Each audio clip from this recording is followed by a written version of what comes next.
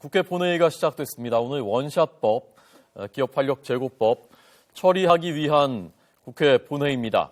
이 본회의가 끝나고 나면 여야 대표들, 원내대표들이 또 만나서 나머지 쟁점 법안들, 서비스 산업 발전 기본 법안도 있고요. 또 노동개혁 법안들이 있습니다. 그리고 선거구 획정 문제 있습니다. 이 문제에 대해서 또 다시 오늘 협상을 할 계획입니다. 먼저 강정규 기자부터 연결하겠습니다. 강 기자 나오십시오. 네, 국회입니다. 네, 지금 어디까지 진행되고 있습니까? 네, 조금 전인 2시 반쯤 본회의가 시작됐습니다. 본격적인 안건 처리에 앞서 쟁점 법안과 선거구 획정안 처리 문제를 두고 여야 의원들이 목소리를 높이기도 했는데요.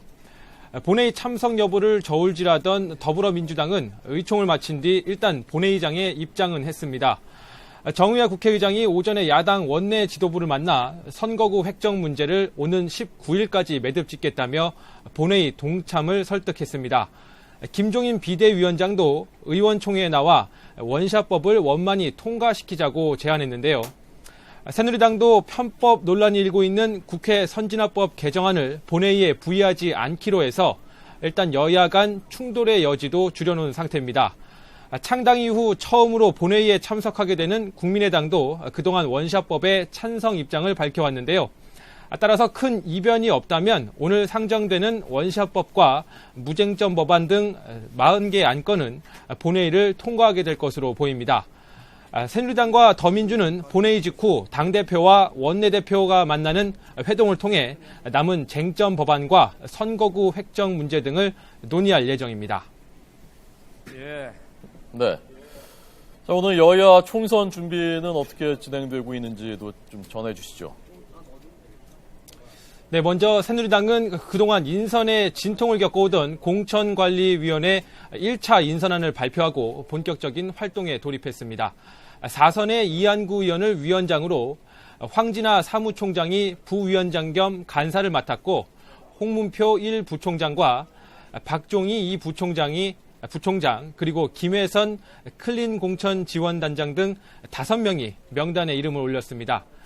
새누리당은 또 설을 앞두고 서민들의 가계 부담 완화를 주요 내용으로 하는 총선 공약도 발표했는데요.